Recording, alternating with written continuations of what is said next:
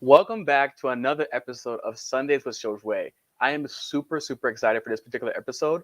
We're going to be joined by a really special guest today, Tyrell Reed. He is a franchise owner, corporate executive, as well as a leadership development coach, and he's being gracious enough to bless us with his presence and his time today. So, without further ado, Tyrell, thank you so much for being here, my friend.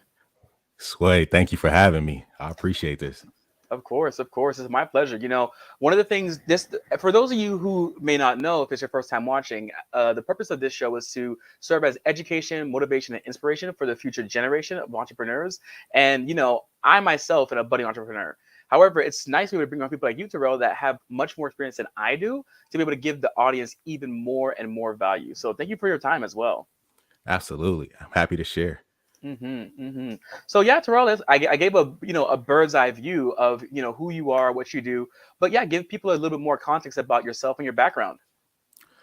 No, I appreciate it, Sway. My name is Tyrell Reed. Like Joe said, I am a franchise owner, franchise executive. I spent the last 20 years in the restaurant business, learning all of the ins and outs, a lot of trial and error, a lot of mistakes Yep. that I made along the way, which has Mm-hmm. Mm-hmm. afforded me, the experience to have an opportunity to share, coach, and teach folks. And that's what I'm into now is really teaching leaders how to run a business and get to that next level. Yeah, perfect. And that's going to be the exact topic today. Is how to lead, how to run your business effectively, how to commit to those processes to help you get to the next level. So, which is Yes, sir. per- because that's what you do. So, no better person to ask. So, to start off, I really am a fan of hearing an entrepreneur story, hearing where they came from, where they started, because oftentimes I found that it makes entrepreneurship and business a lot more approachable. So tell us about yourself. Like, Right. how did you start off in the restaurant business and industry? Like most folks, just as a cook, dishwasher, prep person, learning my ropes. I needed a job more than anything. I was a person looking for a paycheck and Yeah. found an opportunity in that. So really started to work my way up from there. Became a manager, multi-store leader, Hmm. held all of the roles in the executive office, and eventually became a franchise owner. Nice. So through that process, like you mentioned trial and error. So how like so can you give us an example of maybe one that you learned throughout that process? Something that I learned throughout the process, Yeah, really just of like a failure and like what you learned from it. To be more specific. lots of failures. I would say the biggest lesson for me was you go into business and as you're coming up there, you always talk. The customer is always right. The customer is always right. You take care of the Hmm. customer, the customer, the customer, the customer. And that's true. The customer is very important. Hmm. But what I learned over time was if I don't have a team that's built to serve and take care of a customer, then we're not even going to have a business to serve a customer in the first place. So it really became more about an internal thing, creating a team, creating a family, really Mm. poured into the people that were running the business. And that helped us grow and stay relevant for years. Wow, that's really powerful. Thinking about it from that perspective, so it's almost like this. And let me make sure, because the way I'm interpreting it is that you had to be mindful of not only the customer and the customer service, but also making sure you had a workplace culture that motivated people to stay with you for long term. Is that correct? Absolutely. And workplace culture being first on the list, making sure we Mm. took care of ourselves internally before we ever presented anything out to the public. It was we do it right here Mm-hmm. first. Mm-hmm. That's actually perfect. So yeah, give us so for those who are listening who may either be a new leader or someone going into leadership, what does that look like for you? Like, what are some things you do to create a positive culture, a culture that people actually want to be a part of and actually want to work in? I would say the very first thing a leader should do is make sure you have an environment where people are comfortable and open, asking questions, seeking help, making mistakes, being vulnerable because there's growth in that. You don't Mm-hmm. want this system that always reprimands, always disciplines, always, takes a hard approach towards mistakes. It needs to be an open environment where people are allowed to make mistakes and grow from that and have open dialogue and communication about things like that. I love that. There was a book I was reading that was talking about leadership, and one of the things that the author was talking about is exactly that point of creating an environment that you can make a mistake and not feel necessarily bad about it. And what Yeah. they found is that people were more forthcoming when they had made an error. so that you can know things can be fixed, things can be addressed, versus a mistake happening and no one catching it or no one saying anything because they were too afraid Yeah. that the leadership would maybe like chew them out for it, you know? Yeah. The fear culture is very limiting, in my opinion. Yeah, yeah, definitely. For myself as an employee, I have definitely experienced that a lot. So I think what you're talking about is very, very poignant and spot on. Mhm. That actually that brings us to something I was thinking of. Excuse me, because you mentioned as you've been growing through your career, different mindset shifts that have occurred. From the perspective of the customer's always right to I had to make sure that the people that are working with me and that are part of my team are taken care of, that they're good. So, what are some different mindsets you have now where you are in a position of leadership that have helped you kind of like perpetuate a positive culture and propel your business forward? I would say the biggest shift for me in that regard was going from being the leader that was, you know, right there in the thick of it, doing it. I was always there, hands on every single day, to, as I've grown and role, becoming a person who's embracing being the role model and being the Mm, example and being, you know, something that folks can aspire to do and be as I'm out in the field and making those interactions. So it's hmm that's been a huge change for me. Yeah, definitely. Something else too. And also, yeah, this is just popping more and more questions in my head in real time. And that's one of the chat saying, great point, Tyrell. But also, you mentioned being the role model. So, does that require you like where you are in your like how do you run your franchises now? Are you there in a day to day? Do you delegate your tasks? Like how do you do that portion? So I mean, in the restaurant business, everybody's on hand day to day. It's a very hands-on business. We are all engaged with different processes in different parts of the operation. I hmm am not so much, you know, in the restaurants these days. We have a team. I have, a team of area coaches or district managers that oversee several restaurants each. So, Mm. my day to day is really more of coaching, engaging, inspiring, motivating folks to go out there and Ah. solve all of the issues that pop up on a day-to-day basis. There's always problems in our business. So you hmm got to keep folks encouraged to go out there and give it their all to solve those things every day. Man, that's pretty cool. I think what's really cool about also you as well that you started off as a cook and like you went through the different various aspects and steps and that you were able to, the people that you're not saying to somebody, "Hey, stay encouraged, it will get better," out of theory because you have gone through most Oh, likely like what they went through, you know? I'll still show up and toss a pizza or make a burger or whatever it takes. I'm Mhm. not as fast as anybody anymore, but I still like to get out there and do it because you still have to be connected to the experience and Yeah. make no mistake, our organization is built on the folks that are doing those tasks every single day, not what I'm doing. I support those folks. I give them the tools that they need to be successful. Mhm. We're Mhm. built on what they do every single day, so we have to make sure that they understand how important they are. Yeah, true. And making them feel appreciated. So, Absolutely. what are some things you do? What are some things you do as a leader to do that? Like with everything else you have going on, keeping them encouraged, keeping them galvanized. But how do you make them feel seen and appreciated and supported? You got to show up and you really have to listen to the feedback that you're getting. We always have Mm, open communication. We have, hotlines and all of these different things in place, but we mm-hmm. try to do engagement surveys, but nothing beats getting out there and doing it and getting in the field and shoulder to shoulder with somebody. That's how you understand where they are. Yeah, yeah. And then You know, acting on it. Don't just take the feedback and do nothing. Make a change. Show mm, back up. Follow up. mm-hmm. Mm-hmm. I love that. So, just from what we talked about so far, we're only 9 minutes in, so we're getting to the meat and potatoes quick. But first of all, what I'm hearing, Terrell, is that it's important for your workplace culture to have a area where you can make mistakes and not feel like you're going to get chewed out by your boss for doing it. That's right. Two, truly having open communication and using that communication and actually implementing changes. And three, making sure you actually support your staff and your the people that are working with you to help build your dream and build their dream. All of those things are centered around trust. You have to Mm, do what you say you're going to do. mm-hmm. Mm-hmm. Because if you say I'm going to follow up in a week and you don't, that lets them know too. Yeah, I mean, and that goes the same in any relationship, not just the employee employer relationship. People Mm-hmm. are looking for, ways to lean on and trust other folks. So you need that. I love that. I love that. So yeah, so to make a quick pivot, as you're climbing the ranks and going through the different areas of business, especially in the restaurant industry, did you find your mindset shifting like throughout that process, or maybe not? Like from the first day, have you always aspired to kind of like be where you're at now? Like, what was your journey like from a mindset perspective?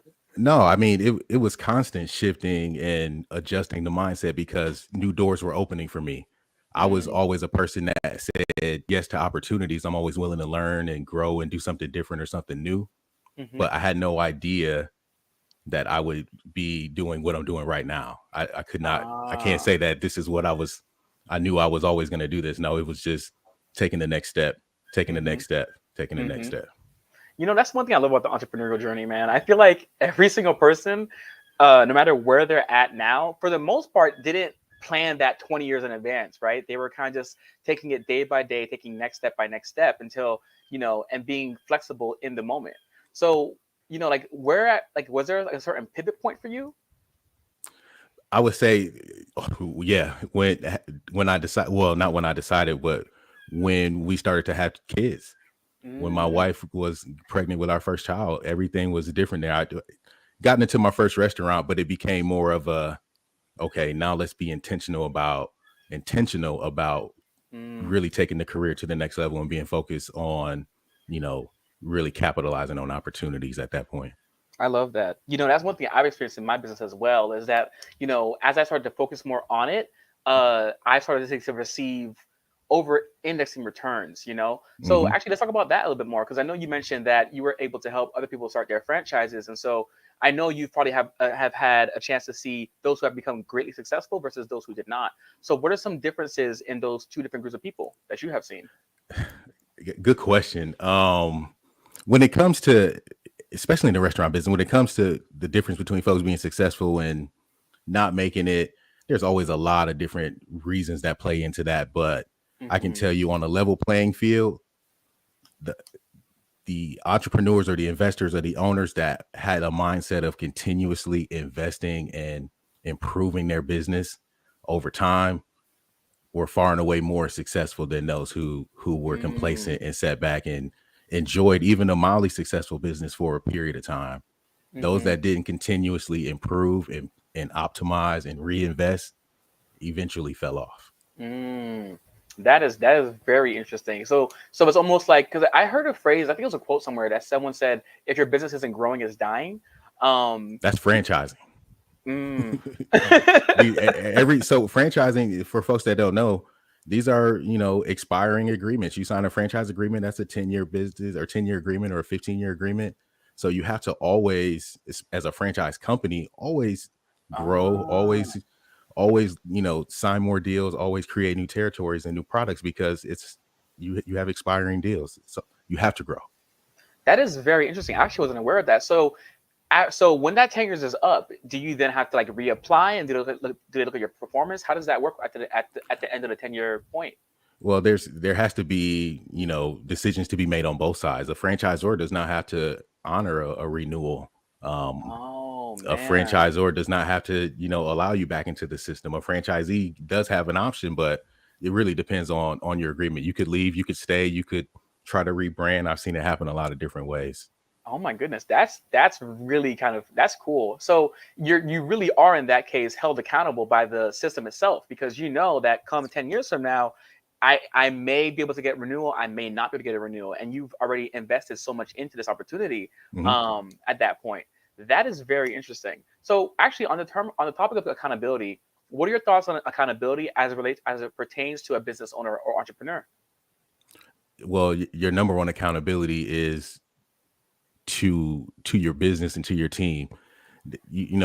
Taking care of the customer is something that comes as part of the process, but you really have to be accountable to taking care of all of the internal functions that run and operate your business. If your Mm, operations isn't tight, you can't grow, you can't scale. You really mhm. have to be accountable to the operations. Yeah. Am I that's me. I'm an operator, but I Ah. an operator at heart. You got to be accountable to the operations. That's where our focus is every single day in our business. So what are some things that you do? Let's say you were coming into a new restaurant and your job was to go ahead and help them out with operations within like let's say, you have like a week. what are some things that you would go to look at first in regards to doing so? If we only had a week to figure out what was going on, I would take a hard look at who the leaders are, Man. because everything is going to flow downhill from there. So I'm going to take a very hard look and pour into whoever is the leader of that business. Who's the person who's in here every single day. That's the Mm. person that we need to plus up whatever skill they're lacking in. So totally focus on leadership if we only had a week. Man, that's that's intense. That I can imagine myself as a business owner if I had a consultant to come and help me out and they're saying, okay, well, what are you doing, Josue? Like, what is because Yeah. like you said, it starts from the top, and I think that taking accountability for that is a tough pill to swallow, but Mhm. an important one. To acknowledge that, hey, my business isn't going the way I want it to. You could blame COVID, you could blame your employees, you could blame your ad vendor, whoever. But oftentimes, I think I agree that it oftentimes goes to the leadership. Hey, personal guarantees and commercial leases do not care about excuses. You are on the hook. You better get it together. So That's true. I would always take a look at leadership. Man, that's really something powerful. Like to me, because I'm like, oh man, what am I not doing? But Yeah. I think that's the beautiful thing about it and about entrepreneurship. I found, at least personally, that oftentimes you become a better person by becoming a better entrepreneur. You have greater discipline, you have better habits, better time management, because you Mhm. have to help your business and to help lead people in a bit to a greater capacity. Oh yeah, running a business is very tough, and for those that are up for the fight and see it through, you do become a better person because you've learned so many different things along the way. I Hmm. respect entrepreneurs 100%. Hmm. Anybody doing any type of business, I respect anything that you do to make that business successful. It takes a lot. Hmm. What are some of the lessons? Because I imagine, as someone who helps teach people leadership, I can imagine that you yourself have also become a better leader. So what are some of your favorite stories from consulting and helping people become better business owners? I would say, that's a good question. One of the lessons I love to teach was really something that I got from my mentor, Bob. Mm, He always taught us that all business is people business. It doesn't mm, matter. It doesn't matter what product we sell. If we're in, Bob was a serial entrepreneur, is a serial entrepreneur. So we were in movie theaters, we were in coffee shops, we were in mm, pizzerias. It was, car audio, shops, whatever it was. He would say, it doesn't matter what we're selling. We're in the business of building relationships. We mm. always take care of people. People will take care of us. It was always about establish relationships, build it from there. That's how we build a business. So all business is people business. Doesn't matter what we were selling. Take care of Man, people. I like that a lot. All business is people business. And to even touch on that point a little bit, I have met so many people that have gone through just like your regular 9 to 5, corporate America, whatever the case may be, who wanted to start their own thing because I just hate dealing with the customers, or I hate dealing with whatever. You Um, still you're still gonna deal with them. very much so. I would argue, even if you're starting your own business, not only we have to deal with customers, but also your employees, and now you're also in a position of leadership. It's going to become doubly complex. So I think that's a very wise word. That all business is people business. I would caution anybody that's looking to, if you haven't managed a team or managed people before you start a business that's going to involve the leading and management of folks, you should really go Hmm. do it somewhere, because it Ah. becomes a whole lot more about that than it does about the thing that you did in the first place. If you're a baker, Mm. or if you're a chef, if you're, you've got some great product, that's great. But what you're gonna do every day is take care of the people who are running your business. So you should really be Ah. passionate about that piece. I like that a lot, and I think that's a perfect example, because one thing that I've noticed about different entrepreneurs is that there are so many different skills to learn, whether it's through operations, whether it's leadership, whether it's marketing. Hmm. There are whether it's the actual making of their product, like you said, like in regards to a baker. There are so many things that go into it, and I think what you just talked about is super important. Like maybe you can bake the world's best bread, but maybe you're not the best leader. So that might be a skill that you have to cultivate and work Hmm. on and grow before you're able to successfully grow your business. Absolutely. And what I've learned is that it really becomes more about the soft skills than the technical Mm, skills. mhm, Teaching folks things like, how to be empathetic or how to be a better listener, how to communicate better. Those are the things that come more into play when you talk about being a leader Yeah. than the technical side of baking a cake. Mm-hmm. I love that. That's a great example. Yeah, that's a really good one. I had a question I was going to ask you, but it just narrowly slipped my mind. Oh, I remember what it was going to be. So let's say someone is let's keep using that baker example. Let's say Okay. someone is an excellent baker. They figured out this way to make this low carb, low calorie, high protein bread that tastes amazing, and they want to build a business around it. And they watch this podcast in a year from now, and they said, okay, I need to become a better leader. So, what are some practical steps you can give or exercises that they can do to improve their leadership skills? I would say read more leadership books, put it into practice. It takes taking a look inside of yourself first to understand where your skills are, where your strengths or where your weaknesses are. If Hmm. you look at me on paper, I'm not supposed to be a great leader. I take all of these assessments and I'm an introvert and I'm this and that, but I Oh, understand what the team needs, so I'm able to deliver that and be an effective leader based on understanding my skill set and my deficiency. So man. take a look at yourself, a hard look, take the assessments, really, really work on your own skills and then Hmm. you put it into practice. But for anyone, if you're a great baker, I would tell you go work at a bakery, become a manager, run that bakery, learn that business from the inside out before you invest your own money in doing it. Go do it for somebody. That's what I would tell you. Yeah, yeah, I love this. So as you're talking, I'm writing down questions, but I want to go ahead and highlight one of the ones from the chat. So, let's see. So Michael Kardashian asked, Tyrell, who was one of the best leaders in your life? Best leaders in my life, my mentor Bob Asatoro, founder of West Mm, Shore Pizza in Tampa, mm, taught me the whole business. A lot of great leaders in my life as well, but he has been probably the most influential. I love that. That's pretty cool. So he actually asked me the same question as well. That's a hard one. Um, Man, in the workplace, I haven't had too many amazing leadership examples, but I actually have one from my church. Pastor Diane, man, she was actually someone that really was inspiring to me. And the number one quality about her that I liked is that she pushed people. Like you Mm. mentioned, Tyrell, how you're an introvert, which is a surprise to me because I see how much content you put out and how eloquent you are, etc. I would have never have guessed. It took a But long time. yeah, yeah. I totally empathize with that because that's my journey as well. So, she was very big on seeing someone's latent potential and helping them truly reach it and express it. So with myself, she pushed me to start leading classes and to start teaching and to start speaking even to the congregation. And that time in my life really helped me get out of my shell. And I think I can credit her for helping me do things like this even now. So that's one thing for sure. That's That incredible. Yeah, and I think that's as a leader, I think that's also, you can speak more to this than I could because you have lived it. But would you say that that's an important skill to cultivate is being able to to notice potential in people?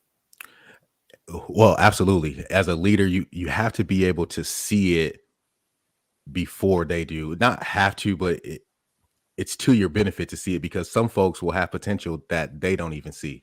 Mm, And I always tell folks in my leadership program, my coaching program, look, the function of leadership should be to create more leaders, not more mm, followers. So if we're tasked with creating more leaders, then we need to see the qualities in folks before they see it in themselves.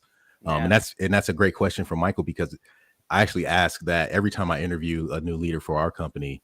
I always ask them about the leader who influenced them to be, Mm, to move forward in management because there's always that person that has, noticed something in you before you've seen it in yourself and push you to do it. So yeah. absolutely important. Hmm. Absolutely important. Yeah, and that's a great question, Michael. Yeah, thank you for that. So you mentioned two things I want to circle back to. So assessments. So what type of assessments do you think is a good one for someone to take to start to become more self-aware about their natural giftings and maybe some of the things that they need to strengthen and work on? We do three assessments in my course. We do one from 16 personalities, which is super in depth, Hmm. and really helps you with your personality styles and understands it from different helps you understand it from different perspectives as well. We do a Mm. high five strength finder test. These are all free, by the way. High five strength finder, which gives you an idea on the types of skills you may have present in you. And then we also do a disc assessment, a simple disc Ah. assessment Mm-hmm. to help Mm-hmm. you understand your personality style as well. So we Nice. we start with those. Those are all good. I've actually heard of all three. I don't know if I've taken the 16 personalities one, but the disc assessment I took for sure. And I also got introverted, which was interesting. For me, I'm kind of a rebel. I'm like, I can still execute regardless of what this says. I want to show them. I don't know. That's just like a little bit of fire in me. One of the things that I found interesting, I'm actually going back through my course now. So I took Mm-hmm. the disc assessment again, and I'd taken it a few years ago when I created the course. Mm-hmm. And I noticed that I'm starting to trend a little bit more dominant, a little less, Mm, a little less cautious over the last couple of years. really? And I'm still heavily, more on steadiness, but I'm trending in a different direction, which is interesting for me. Yeah, especially, being in the restaurant business and us, having just gone through, COVID and whatnot. So actually on that point, what are some things that you did from a mindset and leadership perspective to help people, like especially, people who you may be advising or people in your franchises to weather the storm of COVID? We really just had to be flexible with every single part of the business. Mm, Everyone's going through something different. Everyone's affected in a different way, whether it's with health or finances or just availability with schools closed and things like that. yeah.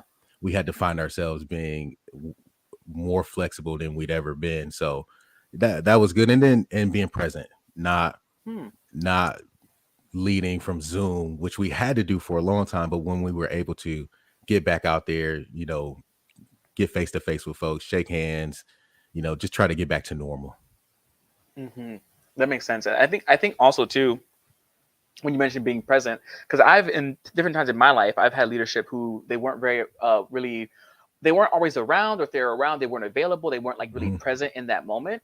And as an employee, that in those times, I definitely felt a lot less seen and a lot less valued. So I think that's actually Mhm. really cool that you actually, were intentional about that, especially during a time of unrest, of being there. And I think that in times like COVID, where things are a bit uneasy, unsteady, I think that it's important as a leader to come back and be a present, like calming presence, if that makes sense, for myself Yeah. at least. Everyone had to support even more to the next level. So I was doing more area coach and district manager work. The district managers were doing more store manager work. The store managers were doing Mm, more cook work and more cashier because we're short staffed and we're trying to do the best for folks. So a yeah, lot we yeah. all had to work down a level. It's really cool to see that though, right? Like, because you led from the front, so to speak, because you actually went down level and got more involved, and then those beneath you also did the same thing, which is, I think, a true testament of like actually being a role model and actually doing it versus just saying it. It was very important. It was the only way to keep our business running.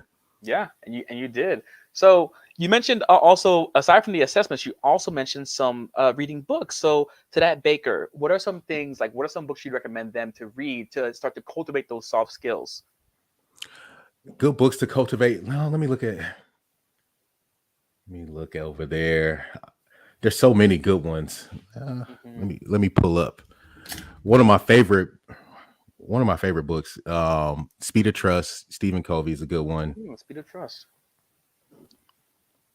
I'm gonna pull up my Audible because I don't want to. Hmm. I'm also going to go ahead and add these onto onto my list as well. Some of my favorites. Hmm. But I 110% agree. I think that The Wealthy reading and Gardener, The Wealthy Gardener. I've actually heard about that one. very good one. Hmm. Hmm. No, go ahead. You were asking a question. I'm sorry. Oh I yeah, started no. scrolling once I start scrolling Audible, I'm lost. I apologize. No, you're totally fine. I was just saying that I think that's so true. Like, I haven't. The more I go through this process of like being an entrepreneur, the more I realize how much of it is self-taught, because they don't teach you necessarily in school how to have empathy, how to see potential in people, how to be more like more effective in communication, all Mhm. those different things. And so that's where books, like The Speed of Trust, Wealthy Gardener, come into play. Were there any other ones? We can make a nice round top three. I would say I rounded out with The Obstacle is the Way. The obstacle is the way. Nice. That's a And good one. who is that one by again? That's Ryan Holiday. Ryan Holiday. And that's about stoicism. Stoicism, correct? It is Mm-hmm, really mm-hmm, embracing the process is what the entrepreneur's journey is all about. Embrace the process. There's mm, always going to be a challenge. mm-hmm. Do you mind unpacking that one level deeper? What do you mean exactly by embracing the process? What I mean is, to for someone to say that they love what they do doesn't always mean that there's bliss in every single moment of it. Running a Ah, business is incredibly challenging. Running, leading a team is challenging. Their problems become your problems, and you become almost a counselor in a sense, to some of our leaders out there. It is hard to get up and do this, especially in these times. So yeah. if you have the mindset of, I'm going to wake up every single day, I'm going to take what comes, we're going to take whatever comes to us and handle what's next. We always make adjustments. We never make excuses. That Mm, is the journey of an entrepreneur. We look at, okay, now what's next? mm-hmm, Because mm-hmm. there's going to be something, and there's success along the way of that, but success doesn't come without challenge. Yeah, that's true. I love that we don't make it. We make adjustments, not excuses. That's right. That's. That's rule number 3 in the house. Sorry. I love it. That's a good rule to have. My goodness. So, we're approaching the 30-minute mark, so we're wrapping up here pretty soon. But I would be remiss if I didn't ask you, because these are a lot of great things to think about, Um, from having to develop different softer skills to if you are someone who wants to start a business and lead people to first cultivate those skills through reading books and maybe putting yourself into a position of leadership in a different company, etc. Hmm. So I was going to ask you if you could give yourself advice to you when you're younger. But I'm gonna make a bit of a change to it. What advice would you give to yourself at the beginning of your career? At the beginning of my career, I would say I would make sure to dream a little bit bigger. I never imagined even getting to this position. I never imagined, being a being a family man and, having a house and a wife and cars and children and this whole life, which is fantastic for me. I'm incredibly blessed. I would have dreamed even bigger than that, Mm, because I had no idea that I could get to this point. So I would tell myself at the beginning to just, don't be afraid to close my eyes and make it as big as I can imagine. man, that's pretty powerful. That's not what I thought you were gonna say. So, Well, oh, and buy Amazon and Google and oh, of all course. that. Bitcoin, all of those things. Make a ton of money, yeah, sure, but make the dream bigger, make the dream huge. Man, I love that. I'm just curious. Did your dream like grow and expand as you were, climbing the ranks? Like how did that like, I feel like it's continuously growing and mm, continuously expanding. Uh, at this point, I believe in it so much that I couldn't even begin to paint the picture for you, because it's too big. man, I It's love too it. big. It's I too love big. It's it, too man. big for me. I love it. But that's good. That's good. And I mean, you surpassed your expectations last time. So, who's to know where you're going to be in the next 5, 10 years, My Yeah, goodness, I love that. we'll be So, good. yeah, I mean, I'm pumped. I'm gonna be excited just talking about it. So if people want to find out more about what you do, what you offer, how you can serve them, how can people find you? You can follow me on all social channels. Tyrell Reed Senior on Instagram, Facebook, TikTok, Twitter. Sway inspired me to start a YouTube channel, so you can find me there, Oh, Tyrell Reed. So I'm available there. You can go to my website, tyrellreed.com, if you want to learn more about me. If you're interested in, talking to me about your restaurant dreams or your leadership development goals with your team. If you're leading a team, you want to work with me, you can visit my site at workwithreed.com and book an appointment to get on my calendar. But I'm available. perfect, I perfect. post every single day, so I try to give all the content away for free. I'm also doing 21-day leadership course. I'm going back through the course myself. I had a little bit of a rough patch. Going back through the course to get my mind back centered around how to be a better leader. Anyone wants to join me, you can join me for free, tyrellreed.com/leader. Perfect. I love that. I'm going to go ahead and do my best to also link these below. I think I can add them to the live replay, but I'm also going to be re-uploading this video edited as well. So I'll go ahead and make sure I include those resources. But Appreciate it. yeah, of course. So Tyrell, as we go ahead and wrap up, are there any final words you want to say to the people watching, both live as well as in the replay? I would say, remember one thing as a leader: you take care of your people will take care of you. All business is people business. Love it. Love it. Well, Tyrell, thank you once again so much for being here. Thank guys, if you want to, we'll be including his links in the description box below. Make sure to check him out. He's doing some great stuff. He has definitely just in this, podcast alone has really opened up my mind to, dreaming bigger, working on my own soft skills, preparing myself to be not just a baker, but a baker and a leader. So with that being said, guys, once again, Tyrell, thank you so much for your time. Thank you for everyone watching live and for those watching on the replay. And we will see you guys next Sunday. Thank you. Appreciate it. Thanks, everybody. Yep.